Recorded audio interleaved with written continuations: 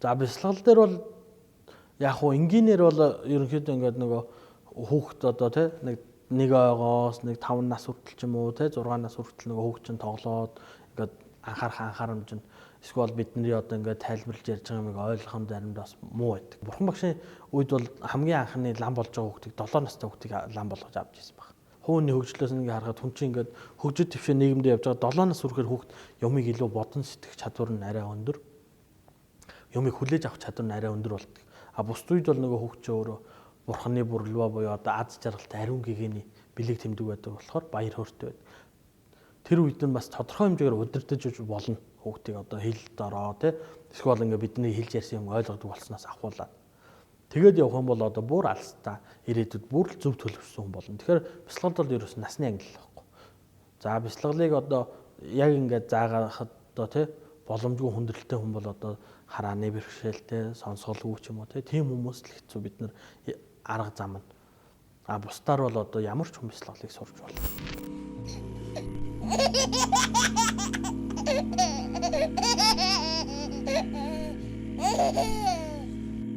За лам хүн өнөө одоо бурхан шинээр бол одоо хувраг тийм ээ.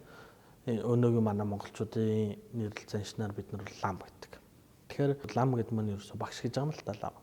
Тэгэхээр багш гэдэг маань юу хэлж ийн гэхээр зөв хүн хэлж байгаа бид нар. Нэгд ёс суртахуунаараа зөв, хоёрт мэдлэг боловсруулаараа зөв. Одоо хамгийн энгийн жишээр бол одоо захар гівш гэж байгаа юм л да. Дэлхий дээр хамгийн анхны одоо цэцгийн тахлын вакциныг Монголд гаргаж ирсэн. А Европод бол одоо Европын эрдэмтэн бас энэ тахлалд одоо вакциныг зориулж гаргаж ирсэн. Тэгэхээр ингээд лам хүн гэдэг маань ерөөсөө зөв хүнийг л хэл. А бид нар лам хуврагууд болж байна гэдэг маань нэгсэндээ зөв үйлгэр дуурайл болох гээд хичээж яваа хүмүүс эхэлж байгаа. Яг хоо энэ дунд зарим тохиолдолд одоо уул юм дуртай богино гэдэг чинь алдаа индэгдэлтэй юмнууд байна. А гэхдээ ерөөсөө энгийнээр ойлгвол одоо зөв хүн болж те оюуны дээд хөгжил төрсөн тэрхүү бурхан багшийн зам мөрөөр яваад ингэж хурж болдгийг шүү. Ийм байвал зөв шүү гэдгийг үлгэр жишээ олж л явж байгаа хүмүүсийг лам авраг хүмүүс гэж байгаа. Зөв болж байгаа хүмүүсийг. Нөгөө л нэг сэтгэлийн хүсэл тачаал, уур, шунал, мухаас арилахын тухайд хичээж явж байгаа.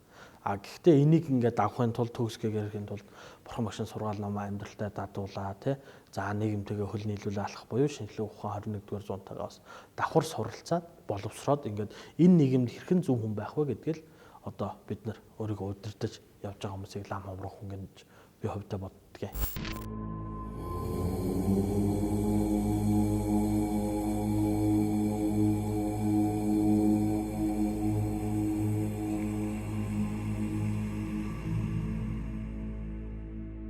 Лам хуврах хүний баримтлах ёстой зарчим гэж байлгүй яах вэ?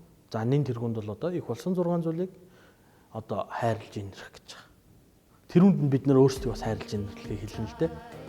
За тэгээ хоёрт бол одоо яг шашинд заасан тий бурхан багшийн сургаал номлол заасан гэлэн сахил, гизэл сахил, гинэн аравжиг гинэнгийн сахил гэх жишээ тийм сахилууд бас байна.